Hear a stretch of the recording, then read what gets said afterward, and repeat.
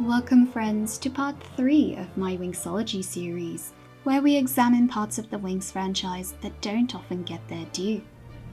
Thank you for joining me for this spooky Halloween special, where we're going to be looking at some Halloween media from the Winx Club. Hope we have a fantastic time! Without further ado, let's get into it. Her eyes are red like blood. Her face is crawling with maggots. Whoever's touch shall also perish horribly. Her face is crawling with maggots. Number 1. Hallowinx.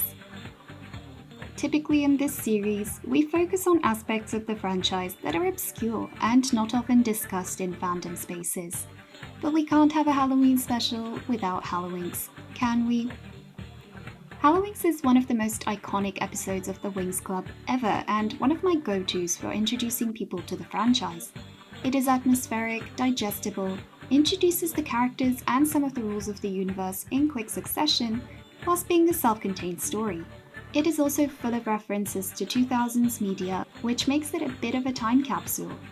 Whilst all these looks more or less make sense for teenagers' Halloween costumes from the time, sometimes concerns are raised by fans about the age appropriateness of certain references, like Elle Driver or Freddy Krueger. The thing is, some of these can be explained away, I think, because they are just of the cultural vocabulary of the time. Other media intended for children reference them too. But by far, the one that's really hard to talk around is the Doctor. Contrary to popular takes, Winx has never hidden its anime heritage, and the early show had its fair share of anime and manga references, from Science Ninjas to Kiki. Of course, as does this episode.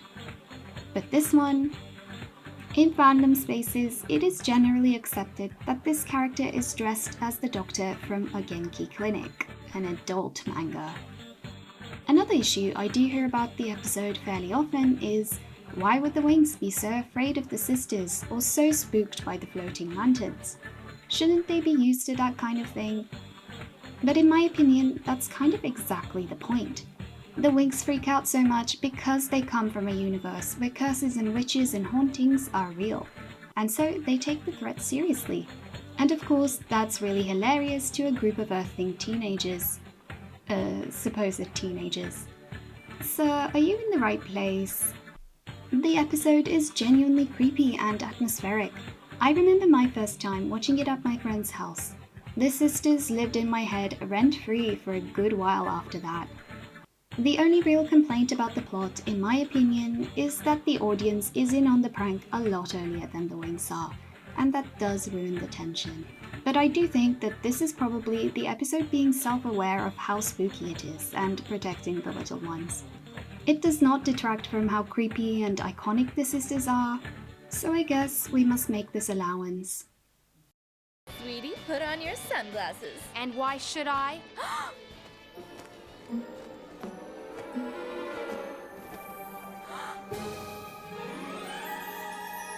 Number 2.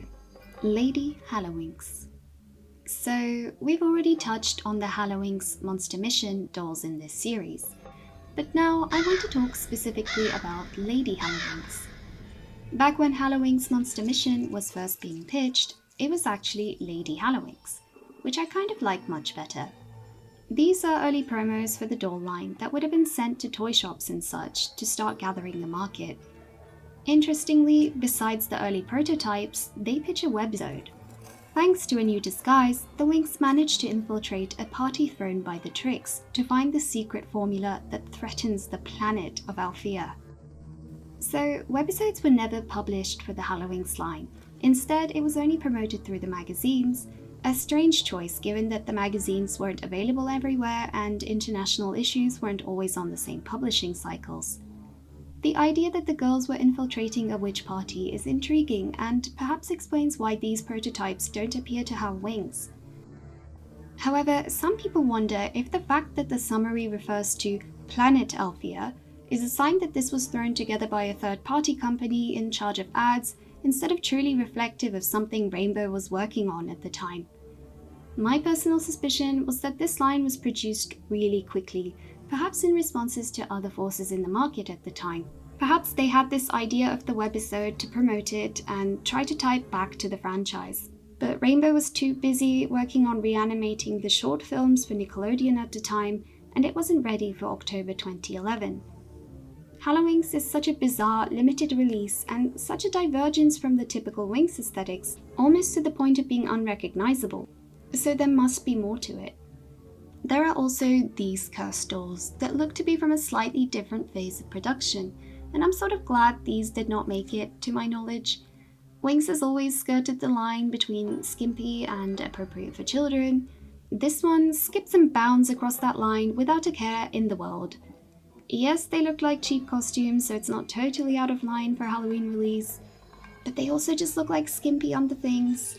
Something about these just set me off. Winx up to that point had pretty strict marketing. Yes, within the world and story of Winx, witches are not inherently evil. They simply source their magic differently and have a different philosophy. This is especially emphasized in the comics. But in the marketing of Winx, which is a separate sphere, there's a very stringent aesthetic division between good and bad. I've seen people complaining about this recently, which is short-sighted but cute. I think they must be younger.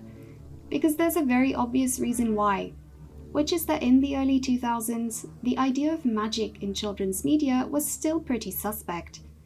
We're used to magic and the supernatural being basically unavoidable now, but the idea of especially female characters having supernatural powers was still a difficult sell at times. Hell, something that's as Christian-coded as Harry Potter was considered a satanic threat on children. In my opinion, this is one of the central reasons why Winx eclipsed Witch so dramatically. Its early marketing seemed to rely on the likely true assumption that parents were going to look at these two products side by side and go, oh, this one is about witchcraft, so it must be a bad influence, but this one is about good fairies who fight evil, regardless of whether that was a true reflection of the stories. This is not just me theorizing, it's based on how Straffy himself used to talk on the subject. Now, the Hallowinx girlies are still visibly fairies, but it's quite a divergence from their usual coding and aesthetics. And that's why Hallowinx stands out so much in the history of Winx. Their Morgoth meets Lolita look would not have flown, even just 5 years before. The three sisters are getting close. I can just feel it. Come on, Jolly. We're supposed to be having fun. That sculpture. What a beautiful face. Here we are. Number 3. Legend of the Lantern. Legend of the Lantern is issue 127 of the Winx comics, set in the Mythics era, and offers a Winxy twist on the origins of the Jack-o'-lantern. We begin in Gardenia, where the Winx girls are enjoying a costumed evening. A wizened stranger carrying a lit pumpkin interrupts the party. He introduces himself to the Winx as Jack, and explains that his lantern points him in the direction of magic, there to find his true love. But the presence of the Winx must have confused the spell and drawn him away. A long time ago, Jack loved a beautiful sorceress, Sidonia, who lived high on the cliffs above his village. To ease his way to her, Sidonia fashioned him a lantern out of a pumpkin that would guide and protect him. But one day, when he was on the path to see his beloved, an evil mist spread around the forest. Not even the magic of the lantern could penetrate it. Jack walked and found himself in Gardenia, suddenly old and weary, with no hope of finding his way back to his beloved Sidonia. As Jack finishes his tale, Bloom remarks that this sounds like a legend her father would tell her in childhood. So then, Jack must be from the Legendarium. The Winx transport Jack back to his dimension where everything is eerily as he left it. It has only been 1 week since he left, yet he is so old now. Back in the village, his lantern lights up again, this time undoubtedly leading him to Sidonia. Jack and the Winx follow the light of the lantern to a grand mansion, where lives the warlock Solsius. Jealous of Jack and Sidonia's love, it was he who cursed him to become old and wander the mist forever. The Winx immobilize the dark sorcerer and free Jack from the spell, with help from the lantern. Solsius is defeated, and Sidonia and Jack can be together again. There are many myths for the origins of why we carve pumpkins at Halloween, but it is generally accepted that the practice originates in the British Isles.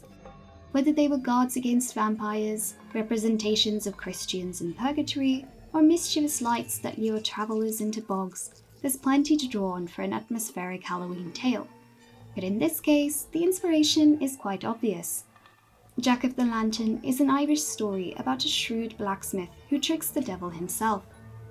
In many versions of the tale, Jack, despite not being a pious man, traps the devil using crosses, carving one into the bark of an apple tree he had convinced the devil to climb, or with a crucifix he keeps in his wallet after persuading the devil to turn himself into a coin.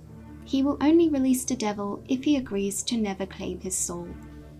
Many years pass, and Jack dies as all men must. An impious man, his soul is not accepted into heaven, but at the gates of hell, the devil too turns him away, as they had agreed many years ago.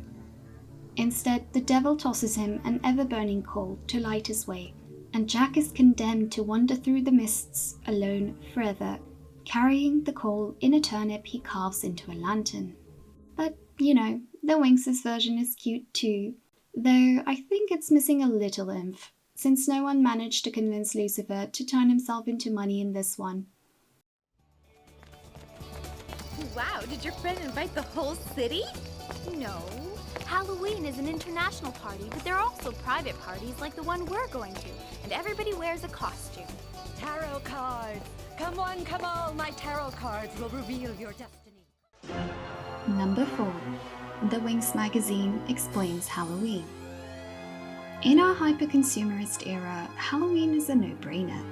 Anything to sell people cheap seasonal merchandise.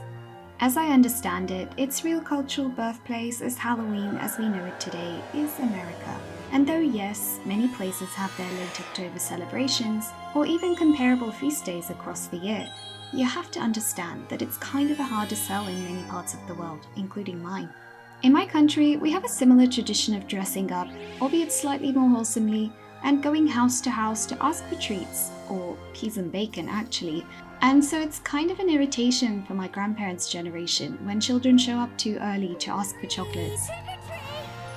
Or for example, trick-or-treating was originally done at Christmas time in many parts of Europe, hence now bring us a figgy pudding and we won't leave until we get some.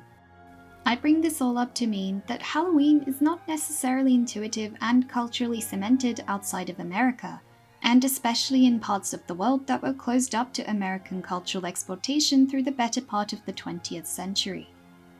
I found these copies of old Winx magazines in Russian explaining Halloween, its origins and traditions. And aren't they just kind of interesting, introducing this whole concept into the cultural and consumer vocabulary in what was a fairly young market at the time? Flora introduces us to the horrible holiday. This, she says, is what Halloween is called in Magix, and it came to the planet from Earth many centuries ago. The tradition of Halloween emerged from harvest celebrations, and the night marked the beginning of winter, she says. In the old days, people believed that on this night, the gates to the magical dimension opened, and evil spirits could come wandering into the ordinary world. Thus, people wore costumes so that the spirits would take them for their own kind and let them be. The traditional treat of Halloween is apple or apple pie as an old harvest tradition. However, among these, there's also a confusing array of Magix Halloween traditions, and I had to look it all up to be sure which one was which. So I'm guessing giving each other live spiders, sprinkling your gardens with sugar to make it look like snow, and writing your wish upon a maple leaf and leaving it where a mermaid may find it are all Magix traditions. A different issue, this time with Stella presenting, tells us that ancient people called the night of October 31st the Gates of Winter. The ancient Celts of Britain, Ireland and France marked the night of the 31st with a big feast where they divined the future and talked with all manner of unearthly creatures. We also learned that Halloween is the one night of the year where the witches of Cloudtower aren't miserable. They too arrange dirty tricks and pass the time by telling each other spooky stories. In other words, Stella says, they act almost like normal people. Of course, none of this is in keeping with the canon of the show, but it's fun, and the magazines have always been a world of their own. Little sister! Livy! How have you been, I'm going to a pumpkin party tonight. Oh, I am overjoyed. Number 5. Pixie Halloween. Now that I've got my hands on copies of the elusive Pixie magazine, I plan to get into this part of the franchise in more detail in the future. But for now, I want to talk about the Halloween issue just a little. In Italian, this magazine came out in 2007, but the copies I found are the Russian editions from 2009. It's interesting because they essentially reuse the same spreads, the same stories, the same content, but 2 years later. I don't really understand how magazine translations and editing work, but this is interesting. Remembering the editions of the Winx magazine I read in different languages as a child, I always had the impression that they were exclusive content to that country, for example, interviews with celebrities. But I guess since this is a special edition, that's why content was just translated directly 2 years later. Unlike the Winx magazine, which usually had one long comic, Pixie Mag had multiple shorter stories across the issue in respect of the shorter attention spans of its younger target demographic. Comics for sure, always a fairy tale from around the world, and also Pixie Tales, which were intended to be mini storybook snapshots drawn in quite a different style. This edition is about Plock. Our tale begins in Pixie Village. The trickster Plock is renowned for his mischief. If Loquette bakes a cake, then he shall turn it into a cabbage. If Tune washes her prettiest fabrics, then he shall redecorate them. The beautiful flowers that line the garden path, he turns them into cacti. Well, enough is enough. Plock is about to get a taste of his own medicine. Whilst he is creeping about, intent on ruining the Halloween feast, monsters sneak up on him. Now you will pay for everything, Plock. But a sudden interruption frightens his attackers. It's a friendly firework display to commemorate the occasion. Plock has gotten away with it again. Oh how do we teach him a lesson? Pixie Tales has lovely art and has become my favourite part of the Pixie Mag. This issue in general is very cute though. Look at the spookified cuties.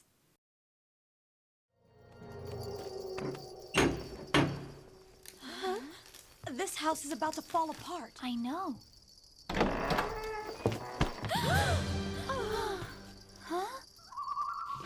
Number 6. Halloween crafts from the Winx website. I want to give a little love to the Winx website. Across generations and revamps, it was a delightful place that I really enjoyed as a child. I think it settled into its present state more or less around the Viacom takeover. Of course, it was also later affected by the death of Flash 2, which I remember being a bit of a downgrade, not in the least because it meant that I lost my avatar from the previous version of the website. But still, even though internet games were still a pretty essential part of childhood experience until fairly recently, we never seemed to talk about the website in the community. Besides the games, the website also provided horoscopes, blog posts by the Winx, quizzes, and also arts and crafts activities. Shall we take a quick look at the Halloween-related posts? There's this bizarre quiz which told me I should be a princess for Halloween, just like Bloom, but had a picture of Virus on it. Then there are super magical Halloween invitations, which you can download as a PDF to make invites for your party. In fact, there's a lot of this type of craft on the Winx website, from karaoke invitations to wrapping paper. There's Flora giving advice on how to make a Halloween face mask.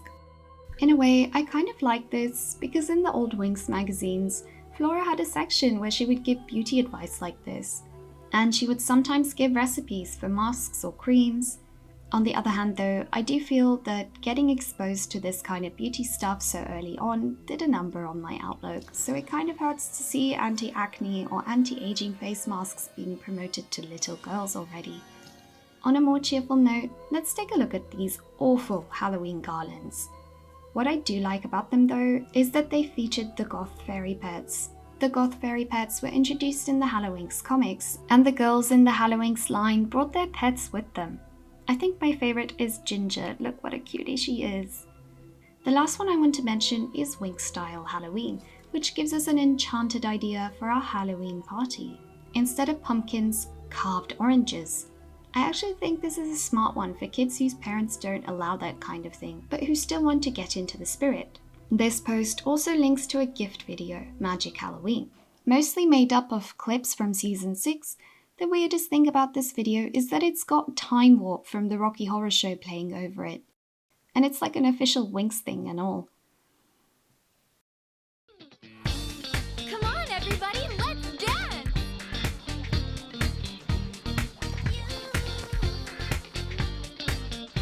Number 7. Night of the Fairies.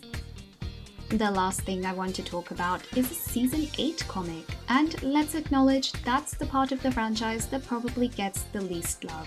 Even hate is a form of love, but Season 8 comics don't even get brought up. Even when the earlier 3 Hallowinx comics are talked about, this one is forgotten. The Night of the Fairies is in keeping with the younger tone of the Season 8 comics. The Winx are back in Gardenia to visit a Halloween-themed fair. Similar to the Hallowinx episode, Bloom is guiding the girls and explaining the holiday and the themed costumes. So unlike in previous magazines, this story is back in keeping with the canon of the show, that Magix has its own unique celebrations unrelated to the ones of Earth. Bloom points out that during Halloween, mummies and monsters roam the streets, and fairies can be seen hanging out with witches. Stella wonders if these witches could be from Cloudtower, to Bloom's amusement. Of course not, they're just costumed Earthlings. But Stella had been onto something.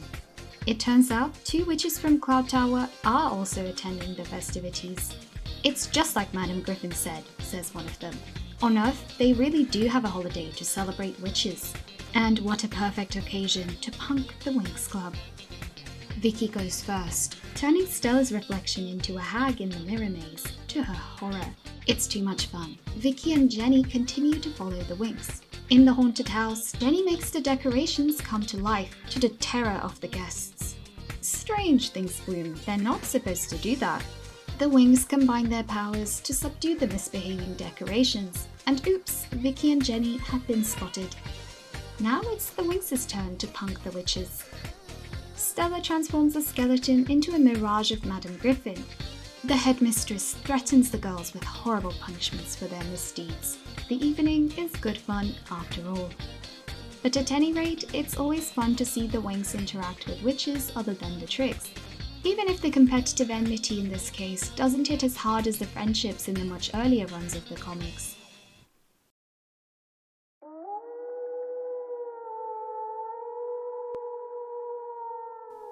Boo! Unfortunately, that's all we have time for today. But if you've not yet had your fill of Winxy Halloween media, fear not. There's Comics issue 163, Fairy Halloween, to check out, the Hallowinx comics themselves to enjoy, and don't neglect the fanzine October issue from 2011. Don't forget to let me know about your Winxy Halloween watchlist. I hope you've had a terrific time and I've helped you get into the mood in time for next week. Whether you go tricks or treating, party, or spend a spooky night in, I hope you have a good one. See you next time. Bye!